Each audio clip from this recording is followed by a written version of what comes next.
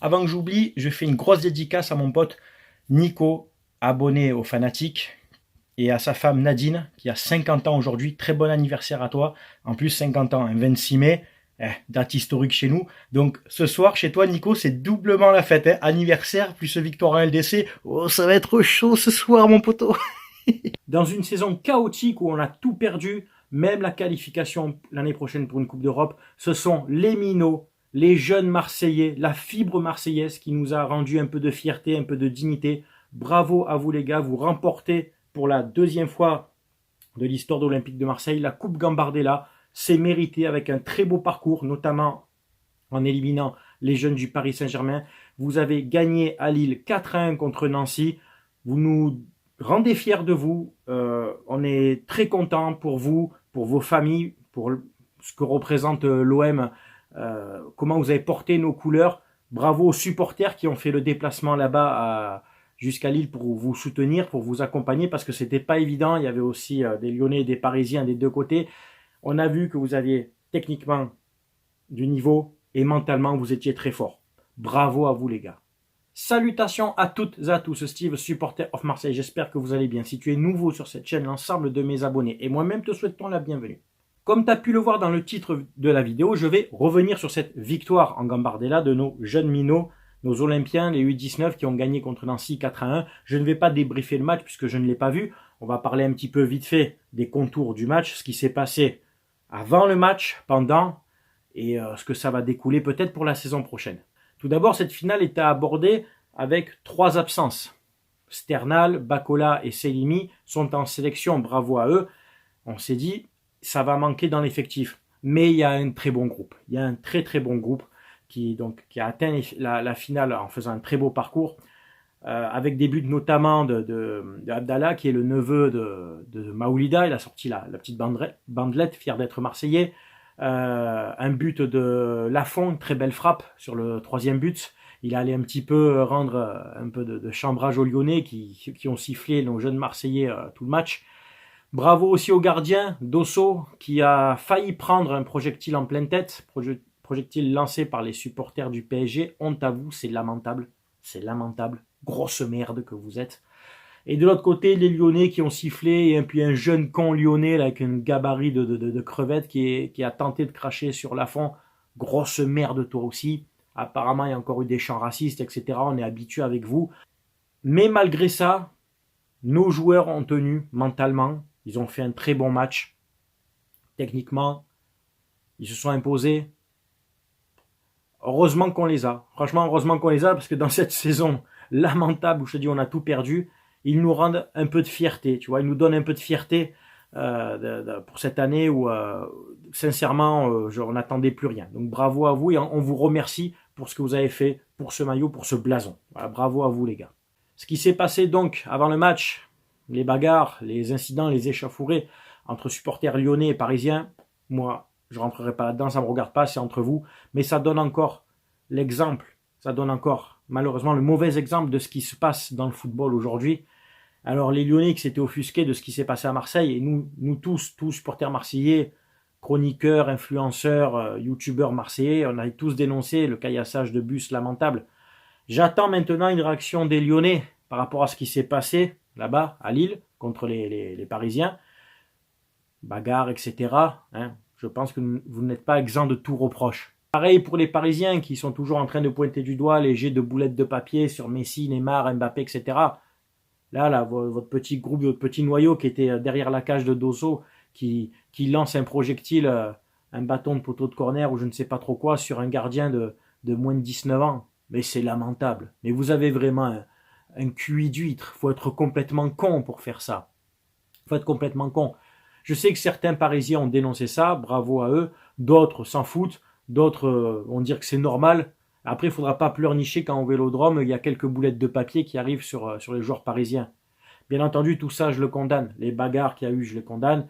Les cris, les chants racistes, tout ça, je le condamne. Et malheureusement, on va arriver encore à un constat, c'est que on ne peut plus aborder un match de foot avec des équipes rivales sans qu'on atteigne des niveaux de violence extrêmes. Alors déjà, je ne comprends pas la Fédération française d'avoir permis aux Parisiens et aux Lyonnais d'assister à la finale, sachant que c'était Marseille. Tu vas me dire, ça a toujours été le cas en Coupe de France. Quand tu viens voir la finale Coupe de France, ça te enlever de rideau, tu peux voir la Gambardella. Certes, mais à un moment donné, tu peux prendre des décisions aussi. Tu peux faire de l'exception. Vous êtes capable d'interdire des déplacements de supporters ou de délocaliser des matchs, etc. Là, en l'occurrence, la fédération, vous avez encore mis les deux pieds dedans. Vous n'avez pas encore anticipé les problèmes. Voilà. On ouvre, on laisse les Lyonnais rentrer, les Parisiens rentrer, et c'est les Marseillais au milieu de tout ça. Voilà. Donc encore une fois, zéro. Mais qui est président de la Fédération française de football? Voilà. Toi-même, tu as la réponse, hein, j'ai pas besoin de développer plus. Donc écoutez, en tout cas, le plus important, c'est que nos jeunes Marseillais ont remporté cette Gambardella avec la manière, et on voit qu'il y a une très belle génération qui arrive, et donc ça découle donc sur la saison prochaine. Est-ce qu'on peut pas intégrer certains de ces joueurs progressivement, petit à petit, en les préservant bien sûr, avec l'équipe première, au lieu d'aller chercher des joueurs comme Sarr, comme Ndiaye, d'aller chercher des Kondogbia et j'en passe, qui au final, qu'est-ce qu'ils ont de plus, techniquement et surtout mentalement, que nos minots? Tu vois ce que je veux dire? Donc, moi, je serais d'avis de faire rentrer un peu dans le roulement, dans l'équipe pro, des Lafont, des Sternal, des Bacola, Abdallah, le neveu de Maoulida. Il y a moyen de faire quelque chose de correct et de propre avec eux, en les encadrant, en les faisant progresser, et en les protégeant aussi de tout le contexte et toute la pression. On peut faire quelque chose d'intéressant. Arrêtons d'aller toujours recruter des joueurs à droite, à gauche, au fin fond de l'Europe ou au fin fond d'Amérique du Sud, en pensant que c'est des pépites. Oui, c'est des pépites de chocolat, c'est des chocs à pic en fait. À chaque fois, nos pépites, nous, c'est des céréales. Les pépites, tu les as à Marseille. Il y a en ce moment sur Twitter un gros débat par rapport au centre de formation. Il y a ceux qui accusent les supporters et notamment les South Winners de causer des troubles au centre de formation et d'autres qui disent que non, au contraire, la réunion de début de saison était nécessaire. Moi, je ne connais pas, je ne peux pas donner un avis, je ne connais pas ce qui se passe au cœur du centre de formation. Moi, ce que je vois, c'est que les équipes ont bien tourné, U17, U19, on gagne une Gambardella. Visiblement, c'est ce qui se passe surtout en U13, en U15, pour les plus jeunes. Je ne sais pas, moi je ne suis pas sur Marseille, je ne vois pas au quotidien ce qui se passe. Est-ce que vraiment il y a un problème avec les plus jeunes? Je ne vais pas tirer sur un camp ou sur l'autre. Je ne peux pas prendre parti, je te dis, j'ai aucun retour, aucun regard, j'ai aucune... je peux pas me faire un avis sur ce qui se passe dans le centre de formation. Autant l'équipe pro, on a beaucoup d'éléments, on a beaucoup d'actu qui circulent, on voit les matchs, etc. Autant ce qui se passe au centre de formation, moi j'en suis très loin, je suis détaché. Donc, est-ce que la réunion de début de saison était bénéfique? Peut-être. Est-ce que ça a empêché notre équipe de gagner une Coupe Gambardella? Non, visiblement. Est-ce que cette équipe va continuer à bien travailler? Je le souhaite. Est-ce que le centre de formation va continuer à bien se développer? Je le souhaite pour ma part. Est-ce que on va garder cette unicité entre supporters? C'est le message que je lance. Sympathisants, simples supporters, ultra des virages nord et sud, abonnés, Gannet, Jambouin. Il y a trop il y a trop de divergences. Je le vois notamment sur les réseaux et notamment sur Twitter. Moi, j'y suis sur Twitter et on ne peut pas me reprocher de défendre l'institution OM. On ne peut pas. Allez voir mes tweets. Je défends l'institution OM, les supporters, comme je le fais depuis 7 ans. J'ai toujours encensé les deux virages, virage sud, virage nord. Je ne rentre pas dans ce débat de guéguerre qui peut y avoir, je dis bien qui pourrait y avoir entre certains groupes de supporters. Pour moi, tous les groupes de supporters sont importants. On est fiers quand ils font des tifos, vous le savez très bien, que ce soit au virage nord ou au virage sud, quand il y a des énormes tifos, ceux qui crachent sur nos supporters, sur nos virages, vous êtes quand même les premiers à faire des photos et à les mettre en fond d'écran de votre téléphone. Ce qui se passe après en interne, mais je n'ai pas non plus de regard. Je ne suis pas, moi, dans les locaux, que ce soit les locaux du CU, des South Winners, des MTP, etc. Moi, je respecte le travail qu'ils font en tant que supporters, en tant qu'ultra, les déplacements qu'ils font partout en France ou en Europe. Moi, c'est ça que je vois. Après, ce qui se passe en interne de la tambouille, je n'ai aucun regard là-dessus. Moi, tant qu'il y a de l'animation dans les virages, nos supporters font des tifos, font les déplacements, moi, ça me va. On me dit souvent, oui, il y a tel groupe de supporters qui influe le club, etc. Vrai ou pas, je ne sais pas. Moi, je rentrerai pas dans ça. Et c'est pas une question de l'acheter ou pas, non, c'est que je n'ai pas d'éléments. Je peux pas incriminer tel groupe ou tel groupe sans avoir d'éléments. Moi, je défends tous les groupes de supporters. Je vais parler par exemple du tifo Bougueraba. J'en avais jamais parlé. Moi, personnellement, c'est le cadet de mes soucis. Il y a eu un tifo pour un humoriste marseillais. Et alors, les gars, et alors, on n'a pas d'autres problèmes à gérer. Le tifo, il est fait par un groupe de supporters avec leurs moyens, sur leur temps à eux. C'est leur choix. Ils ont fait un tifo, ils l'ont organisé, basta. Est-ce que vraiment, on n'a pas d'autre chose à régler? C'est un tifo sur un match, voilà, basta. Quand le pape François est venu à Marseille pour une visite, on était très fiers qu'il fasse un tifo géant dans le virage à l'effigie du pape. Moi, j'étais fier de ça. J'étais fier de ça. Chrétien de naissance et d'éducation, je ne suis pas un grand pratiquant, d'accord, mais j'ai trouvé le geste noble. On ne peut pas taper sur ce qui ne va pas et ne pas reconnaître ce qui est bien aussi. Il y a des choses qui sont bien, qui sont faites par nos ultras, qui sont très bien, et d'autres qui sont peut-être moins bien. Mais ça ne peut pas être toujours parfait. Vous voyez ce que je veux dire? Ça ne peut pas être toujours impeccable. Ceux qui pensent que c'est pas bien tout le temps, allez les remplacer, allez faire les tifos, allez faire l'ambiance, allez faire les déplacements. Je vous garantis que tout ça, c'est du temps et c'est de l'énergie. Il y a bien sûr que c'est pas être insultant ou être contre un groupe en disant que des fois, si on n'est pas d'accord avec eux, on rentre dans le débat. Moi, par exemple, j'étais pas d'accord pour la grève en 2012 en Ligue des Champions contre le Bayern. J'étais pas d'accord. Est-ce que ça veut dire que je n'aime pas tel groupe de supporters? Non, après, c'est une décision qu'ils ont prise. Moi, j'étais pas pour. Mais qui je suis après moi pour dire ce qu'ils doivent faire? Tu vois ce que je veux dire? C'est leur groupe, c'est leur parcage, ils font ce qu'ils veulent. C'est dommage. Pour moi, je trouvais que c'est dommage de ne pas encourager l'équipe en Ligue des Champions. Mais après, à côté de ça, c'était une décision où j'étais contre. Et après, il y a beaucoup de décisions où j'étais pour aussi. On ne peut pas tout prendre et tout jeter. Il n'y a pas, comme je te dis, tout de bien et tout de mal. Et je trouve qu'en ce moment, il y a beaucoup de divergences entre les supporters. Et je trouve ça dommage à un moment où on a besoin d'être soudés. Comme je t'ai dit sur Twitter, je dénonce souvent les gens qui se servent du sujet OM et vantent OM pour vendre du rêve aux autres supporters. Je fais une précision très importante, très très importante. Je ne suis pas un anti-vente. Moi, demain, le club, il est racheté avec des meilleurs fonds, avec beaucoup plus d'ambition. Et comme toi, je serais le plus heureux. Qu'il soit racheté par un Américain, un Russe, un Saoudien, un Indien, un Australien, ce que tu veux, je m'en fous. À partir du moment où le mec arrive avec un réel projet ambitieux et qu'on ait une équipe compétitive au niveau national et européen, moi, ça me va très bien. Ce que je n'aime pas et ce que je dénonce, et les gens me connaissent et le savent, c'est les personnes qui vont vous donner des fausses infos, qui vont vous vendre du rêve, qui vont vous vendre, comme on dit, des merguez, alors qu'ils n'ont aucune source, qui vous baladent depuis 3, 4 ans. Alors, certains ne sont pas supporters de l'OM, comme Vézirian. D'ailleurs, je l'ai affiché avec certains tweets. Ne lui en déplaise. En attendant, la réalité est là. Tu peux aller voir sur Twitter ce que j'ai partagé de lui, ce qu'il pensait de l'OM dans les années 2010. C'est assez virulent. Et après, tu as même des supporters marseillais qui rentrent dans ce délire-là de balancer des infos, de balancer des... Alors, est-ce que ce sont des vrais supporters parce qu'ils sont cachés derrière des comptes Twitter ou est-ce que ce sont des trolls? Ça, chacun se fera son avis. Après, tu as des vrais supporters qui s'affichent, il n'y a pas de problème. Et qui te disent depuis 3 ans, il y a ci, il y a ça, il y a ça, il y a ça, il y a ça. Moi, j'aimerais qu'ils aient raison. Ma parole que j'aimerais qu'ils aient raison. Mais le problème, c'est qu'il ne se passe rien. Et à force d'annoncer des trucs qui ne se passent rien, tu passes pour un clown. Mais surtout, tu joues avec la passion des gens. Et ça, c'est un truc que je défendrai toujours, l'institution OM, et de jouer sur ça pour faire ton buzz, en fait. C'est utiliser la passion qui nous rassemble tous, parce qu'on est quand même tous un point commun, quand même. C'est de prendre cette passion, de l'utiliser avec des gens qui sont peut-être un peu crédules ou qui ont envie d'y croire, pour faire ton buzz. Ça, je suis complètement contre ça. Ça, je ne supporte pas.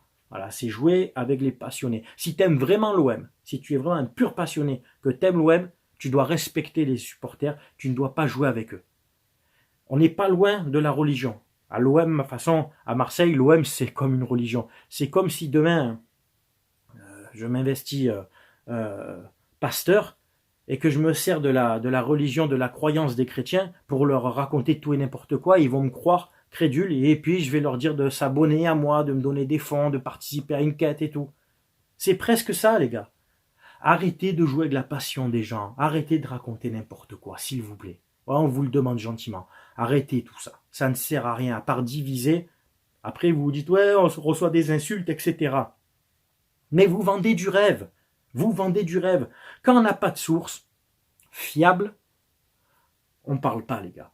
Souvent, les gens disent, j'ai des sources, j'ai des sources. Moi, je pense qu'en fait, les gens, ils n'ont pas de source. Ça, c'est la mode de dire, j'ai des sources. C'est la mode de dire, ça fait genre, je connais du monde.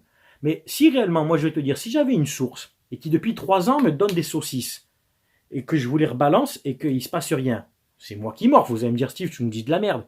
Eh ben, moi, ma source, je vais l'afficher, je vais dire, ah ben voilà, c'est un tel qui m'a dit tout ça. Au bout d'un moment, affichez-les, vos sources. Balancez des noms. Ils vous donnent des bâtons merdeux, vous continuez de les prendre et de nous les faire passer. Non, si vraiment quelqu'un te donnait des infos de merde, tu ne l'écouterais plus, on est d'accord. Je pense qu'en fait, ces gens-là, non. Dans leur tête, il y a une source, mais elle n'existe pas. Quelqu'un qui a une réelle source, je te garantis, quelqu'un qui a une source fiable, la source elle-même va t'annoncer les choses. Elle va pas passer, elle va pas... Pourquoi elle te donnerait des infos? Elle peut vendre ces infos-là. Si l'info est très fiable, elle va pas te les donner à toi, Insider 2.0 sur Twitter ou sur Instagram ou quoi.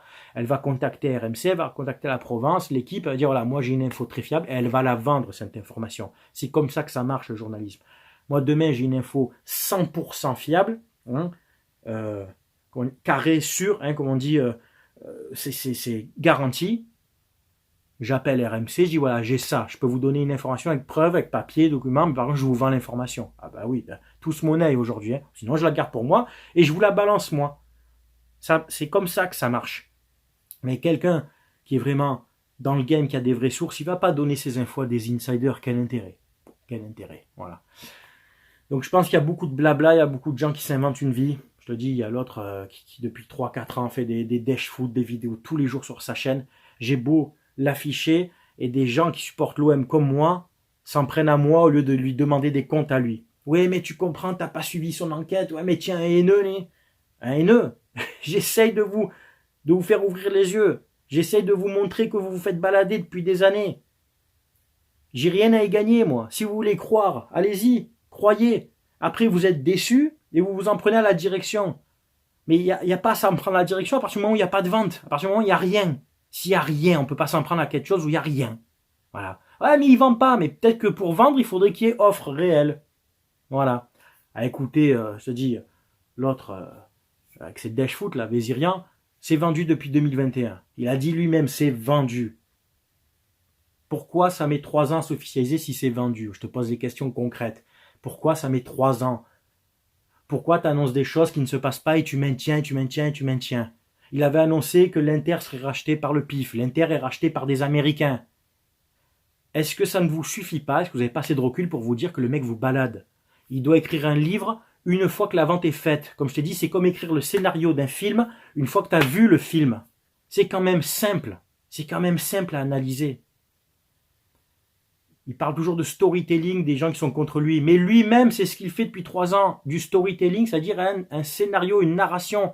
Il écrit lui-même son histoire. Comment tu peux contredire quelqu'un qui invente lui-même son histoire? Moi, demain, je peux inventer et dire que Saint-Etienne va être acheté. Je vais me mettre tous les supporters stéphanois dans la poche, ils vont me suivre, tous les jours je vais faire des vidéos, et je vais inventer une histoire. Dire voilà, il y a un Russe qui veut racheter Saint-Etienne, et il y a ci, et il y a ça, et je vais faire monter la sauce pendant des mois, des semaines, des mois, des années peut-être. Et les gens vont me croire. Et c'est ça un storytelling, c'est exactement ce qu'il fait. J'essaye de vous faire ouvrir les yeux. Si vous voulez continuer à le croire, à le recevoir, à lui donner l'heure, allez-y. Mais tant qu'il n'y a rien, du coup, vous êtes contre la direction. Vous êtes contre les supporters en disant oui, c'est à cause des supporters si ça ne se vend pas. C'est pas à cause des supporters, c'est qu'il n'y a rien, tout simplement. Il n'y a rien du tout pour l'instant. Voilà. S'il doit y avoir, il y aura. Et quand il y aura, s'il faut dans 2, 3, 4 ans, vous avez vu, je vous l'ai annoncé. Eh oui, moi aussi, je peux te dire qu'un club va se vendre. Tout club se vendra un jour. Tout club s'est déjà vendu. C'est facile, ça. Lyon s'est vendu, Bordeaux s'est vendu, Lille s'est vendu, Saint-Etienne s'est vendu, Marseille s'est déjà vendu, etc. Tout, Paris, tout se vend.